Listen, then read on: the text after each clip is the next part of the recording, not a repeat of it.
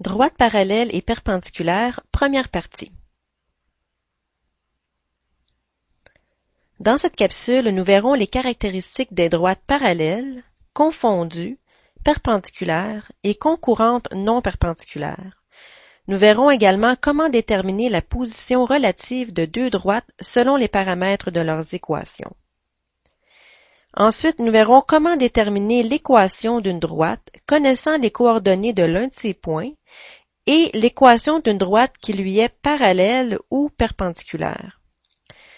En dernier lieu, nous déterminerons l'équation d'une droite connaissant les coordonnées de l'un de ses points et l'équation d'une droite horizontale ou verticale qui lui est soit parallèle ou perpendiculaire. En premier lieu, regardons les différentes positions relatives de deux droites dans le plan, ainsi que les caractéristiques de chacune de ces positions-là. Nous parlons ici de la position relative de deux droites dans le plan. Alors, nous allons nommer nos deux droites, en général, D1 et D2.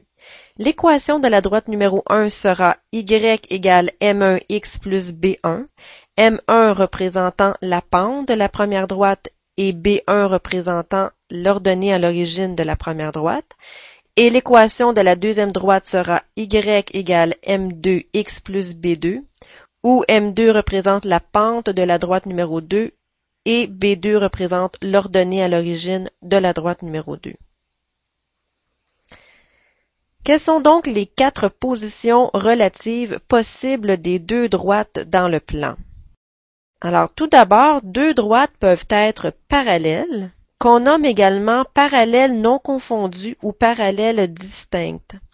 Mais dans cette capsule-ci, nous allons utiliser le terme parallèle tout simplement.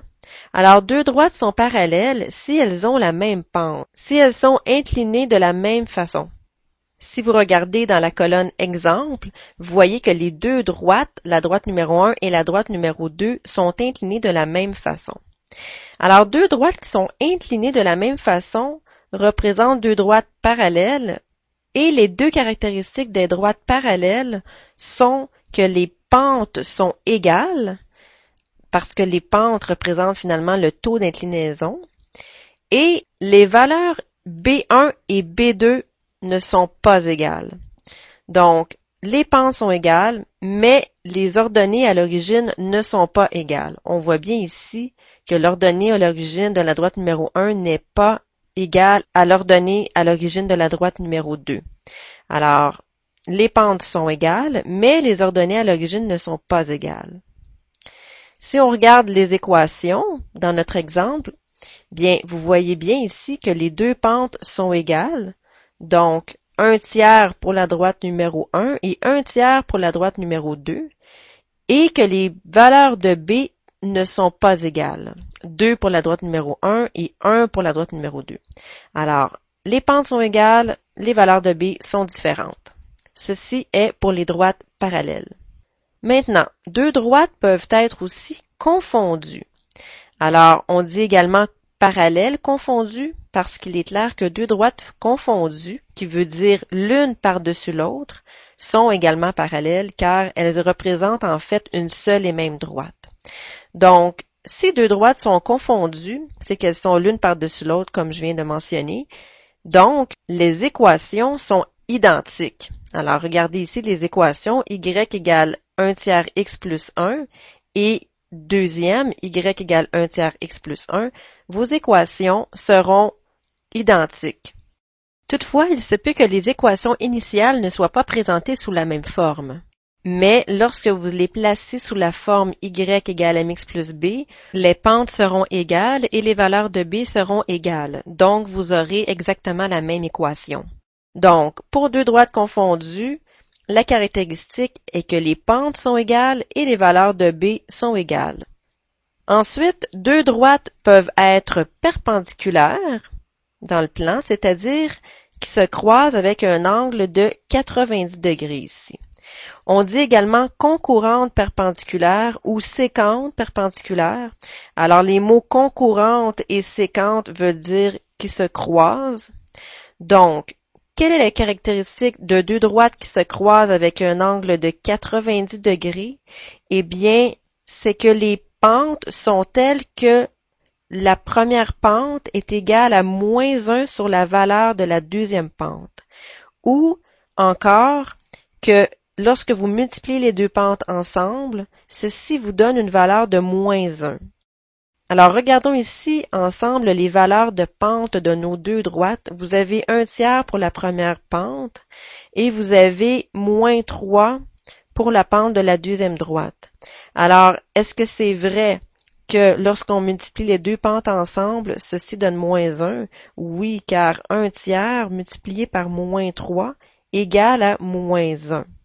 Vous voyez, les deux 3 s'annulent ici. Vous avez une fois moins 1. Donc, vous avez bien un résultat de moins 1. Une autre façon d'observer que deux droites sont perpendiculaires, et je vous suggère de bien retenir le truc suivant, c'est que lorsque les droites sont perpendiculaires, la pente de l'une est l'opposé et l'inverse de la pente de l'autre. Alors, qu'est-ce que je veux dire? C'est que, regardez bien la pente de la droite numéro 1, elle est de 1/3, alors je vais l'écrire ici, 1/3, et la pente de la droite numéro 2 est de moins 3. D'accord? Donc, on peut dire que moins 3, c'est moins 3 sur 1, n'est-ce pas? Donc, observez bien les deux pentes, vous voyez que les deux fractions sont l'inverse et opposées l'une de l'autre. Je dis inverse, le mot inverse veut dire que les numérateurs et les dénominateurs sont renversés, l'un par rapport à l'autre. Et lorsque je dis opposé, ceci veut dire que le signe est contraire. Alors, le 1/3, le signe est positif, tandis que le moins 3, le signe est négatif. Donc, positif versus négatif et renversé. 1/3 versus 3/1. Alors, je vais l'écrire dans le carré du milieu. Voici donc la pente de l'une est l'inverse et l'opposé de la pente de l'autre. Alors, 1/3 moins 3 sur 1. Allons voir tout de suite d'autres exemples de droites perpendiculaires avant de passer à la quatrième position relative, juste pour être certaine que vous avez bien saisi. Donc, d'autres exemples de droites perpendiculaires. Alors, regardez bien ici les valeurs de pente de chacune des deux droites dans chacun des systèmes. Alors, pour le premier, la valeur de la pente de la droite 1 est de 5/3. Et regardez la pente de la deuxième droite. La deuxième droite a une pente de moins 3/5. Alors, vous voyez, le 5/3 a été renversé. Donc, numérateur et dénominateur inversé, comme ceci. Et le signe, qui était positif ici, est rendu négatif de l'autre côté. Alors, c'est l'inverse et opposé. Alors, inverse, ça veut dire qu'on interchange le numérateur et le dénominateur, et opposé, ça veut dire qu'on change de signe. Regardez le deuxième système. Alors, la pente de la première droite est moins 1/2, d'accord, parce que vous avez un petit 1 ici, caché, donc moins 1/2, et la pente de la deuxième droite est de 2. Alors, si vous regardez bien, moins 1/2, et on renverse ça, ça fait 2 sur 1, et on change de signe, donc plus 2. Alors, moins 1/2 versus plus 2, nous sommes certains que ce sont des droites perpendiculaires. Même chose pour le troisième système, vous avez une pente de 1 ici, et l'autre, moins 1.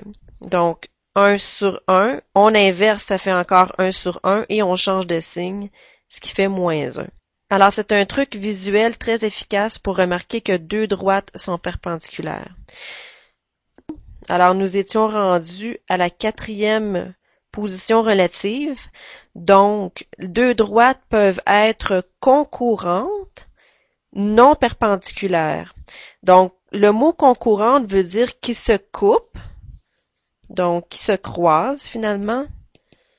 Mais ici, c'est de façon non perpendiculaire. Alors, il est clair que si les droites se croisent, c'est que les pentes ne sont pas égales, car si elles étaient égales, les deux droites seraient parallèles ou bien confondues.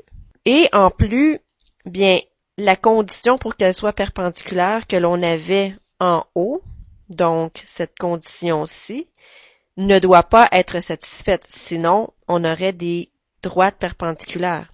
Alors, ici, M1 est différent de moins 1 sur M2. Ou bien, ce que l'on pourrait écrire, c'est que, également, M1 fois M2 est différent de moins 1. D'accord? Car lorsque M1 fois M2 égale à moins 1, vous avez des droites perpendiculaires. Donc ici, on est dans un cas où les droites se coupent, mais de façon non perpendiculaire. L'angle ici n'est pas de 90 degrés. Alors, voici les conditions pour vérifier que deux droites sont concurrentes, mais non perpendiculaires. Alors, pour résumer, les quatre positions possibles sont parallèles, lorsque les pentes sont égales et que les valeurs de B ne sont pas égales, confondues lorsque les pentes sont égales et que les valeurs de B sont égales, ensuite perpendiculaires lorsque la pente de l'une est l'inverse et l'opposé de la pente de l'autre, ou bien M1 fois M2 est égal à moins 1, et, en dernier lieu, ces deux droites ne sont ni parallèles, ni confondues, ni perpendiculaires, bien elles sont tout simplement concurrentes. Donc les pentes sont inégales, mais la multiplication des deux pentes ne donne pas moins 1. Voyons maintenant quelques exercices d'application. En haut de l'écran, j'ai remis le petit résumé.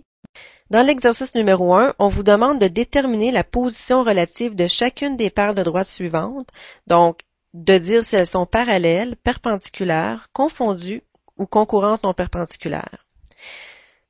Faisons ensemble le premier exercice. Alors, la première droite est l'équation y égale moins 5x plus 3 et la deuxième droite, y égale moins 5x plus 1.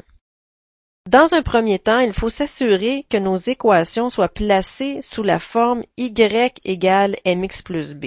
Alors, est-ce que les deux équations sont placées sous la forme y égale mx plus b? Oui. Alors, nous n'avons pas de modification d'équation à faire pour le moment. Nous devons placer nos deux équations sous cette forme-ci car c'est sous cette forme-ci que l'on observe bien les valeurs de m et de b, qui sont les paramètres à observer pour déterminer la position relative des droites. Observons nos paramètres. Alors, pour la droite numéro 1, quelle est la valeur de la pente? Donc, la pente est égale à moins 5 ici, c'est le coefficient de x, et sa valeur de b est de 3. Tandis que la droite numéro 2, la pente est égale à moins 5 et la valeur de b est égale à 1. Alors, selon le tableau qui est en haut, comment sont des droites qui possèdent les mêmes pentes? Parce qu'on voit ici que nous avons la même pente pour les deux droites, mais nous avons des valeurs de b différentes. Alors, même pente et des valeurs de b différentes, nous voyons que nous sommes dans le cas ici des droites parallèles non confondues. Donc, les deux droites sont parallèles. Alors, tout simplement, vous écrivez puisque M1 est égal à M2 et B1 est différent de B2, les droites sont parallèles.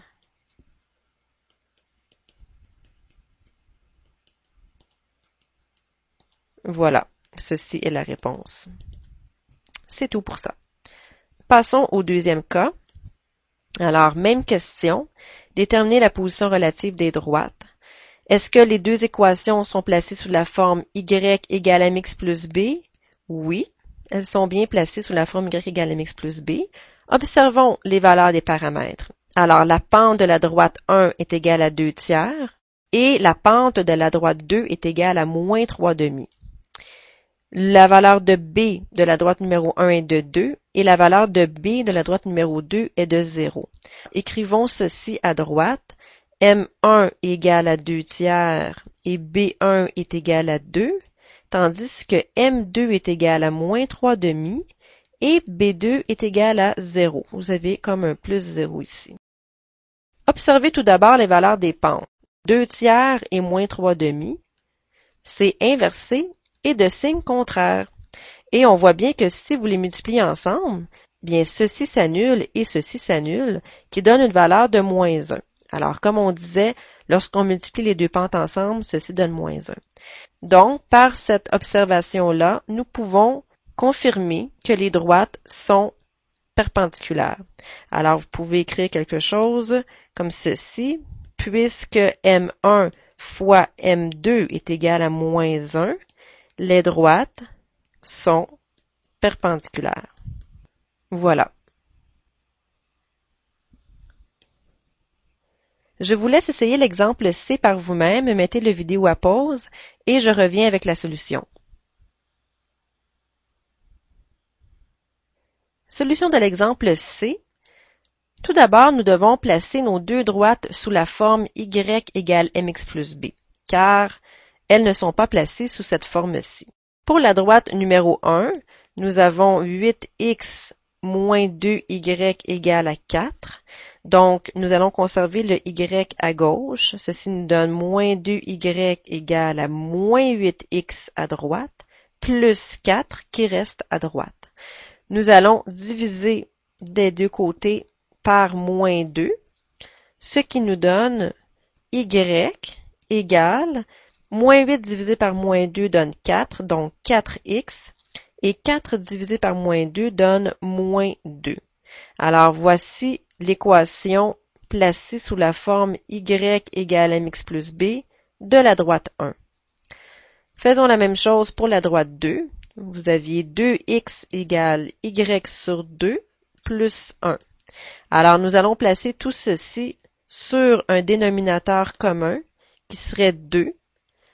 Donc, nous devons multiplier ici par 2, donc par 2 ici, ce qui nous donne 4x égale 2 divisé par 2 donne 1, donc fois 1 ici, ce qui nous donne ici y. Et pour le dernier, on doit multiplier par 2 en haut et en bas, ce qui nous donne 2. Donc, 4x égale y plus 2.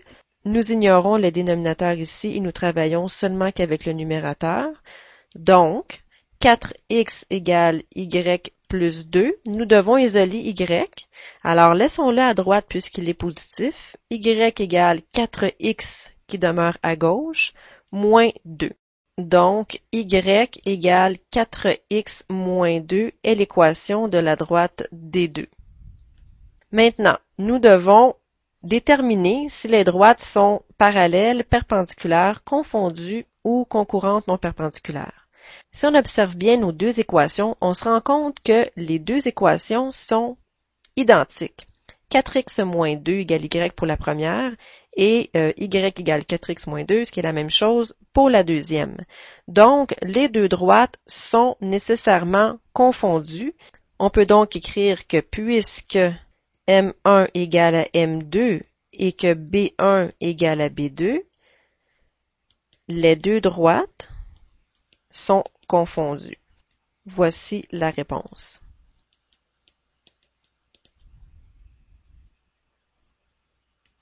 Exemple D, toujours la même question.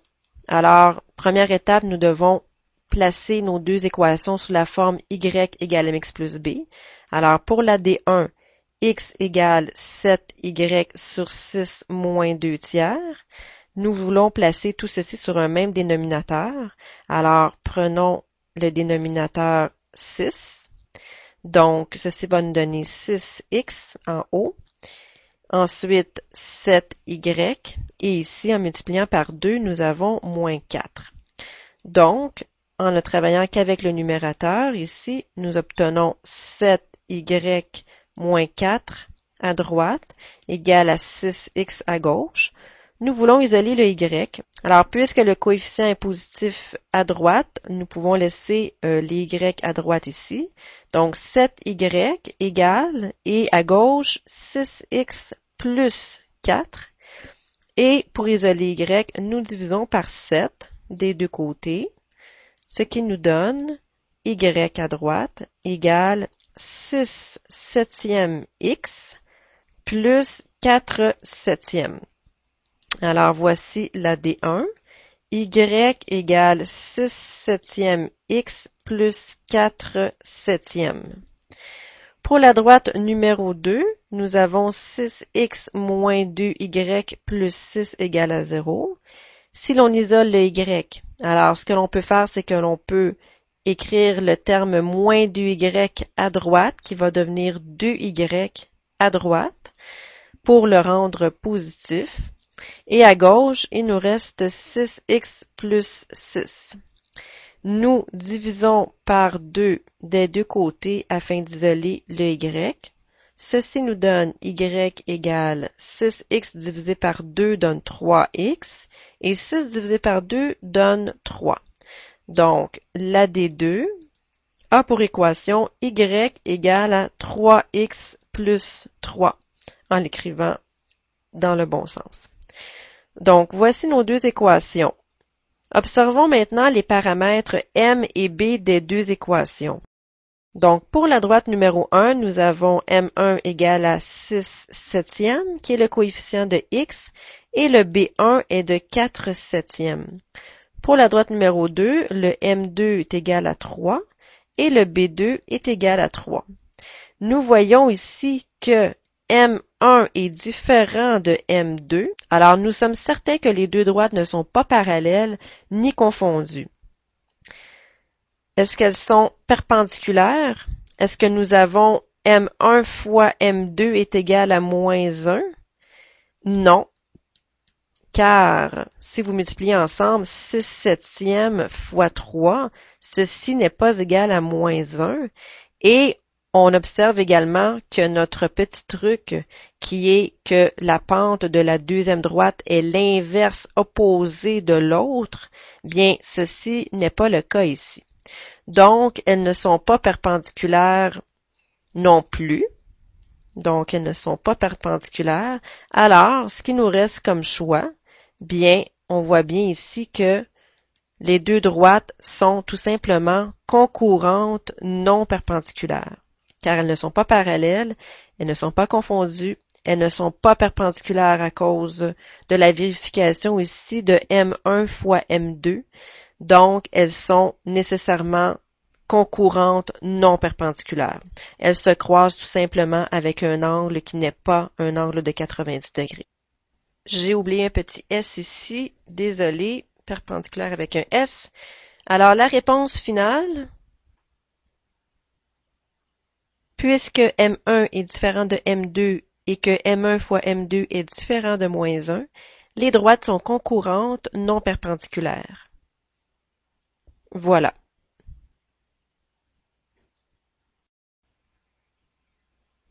Exemple 2. Parmi les droites suivantes, trouvez les paires de droites qui sont A parallèles, B perpendiculaires et C confondues. Alors, comme nous venons de voir, il est très important ici de placer toutes les équations sous la forme y égale mx plus b. D'accord? Parce que nous devons observer nos paramètres m et b pour effectuer l'analyse, à savoir si les droites sont parallèles, perpendiculaires ou confondues. Donc, dans un premier temps, placez toutes les équations sous la forme y égale mx plus b et dégagez les paramètres m et b de chacune des droites. Et je reviens avec cette première partie de solution. Nous allons terminer l'exemple ensemble par la suite. Voici les résultats des transformations sous la forme y égale mx plus b de chacune des équations. Mettons en relief les valeurs m et b de chacune des équations. Regardant ceci, quelles sont les droites qui sont parallèles? Deux droites sont parallèles si elles ont les mêmes pentes et les valeurs de b différentes. Alors, quelles sont les droites ici qui ont la même pente? Si on observe comme il faut, on trouve que la droite D3 et la droite D5 ont exactement la même pente, une pente de 3,5, et pour qu'elles soient parallèles distinctes, c'est-à-dire non confondues, elles doivent avoir des valeurs de b différentes, ce qui est le cas ici, 4 et moins 4. Donc, D3 et D5 sont parallèles. Alors, D3 et D5 sont parallèles. Donc, voici une partie de la réponse. Ça, c'est pour les droites parallèles. Maintenant, pour les droites perpendiculaires, donc deux droites sont perpendiculaires. Rappelez-vous du petit truc pour l'observation des pentes. Donc, une pente et l'autre qui est inversée et de signe contraire. Alors, observons les pentes ici. Nous avons ici 2/3 pour la droite D2 et nous avons ici moins 3/2 pour la droite D6. Alors, vous voyez, 2/3 et moins 3/2, c'est renversé et c'est de signe contraire. Donc, les droites D2 et D6 sont perpendiculaires. Est-ce qu'il y en a d'autres? Non. Il ne faut pas se tromper ici avec D1, par exemple, et D4. Donc, D1 et D4, ici, ne sont pas perpendiculaires, hein, parce que l'inverse de moins 5 serait 1/5 et non pas 5. Il ne faut pas se mélanger ici. Donc, perpendiculaire, nous avons que les droites D2 et D6. Donc, D2 et D6 pour perpendiculaire. Maintenant, on demandait s'il y avait des droites confondues. Alors, est-ce qu'il y a deux droites qui ont exactement les mêmes équations? Si on observe bien, on voit qu'il n'y a aucune droite confondue. Vous n'avez aucune droite qui ont exactement les mêmes valeurs de M et de B en même temps. Alors, aucune droite confondue. Voilà pour l'exemple 2. Ceci complète la première partie.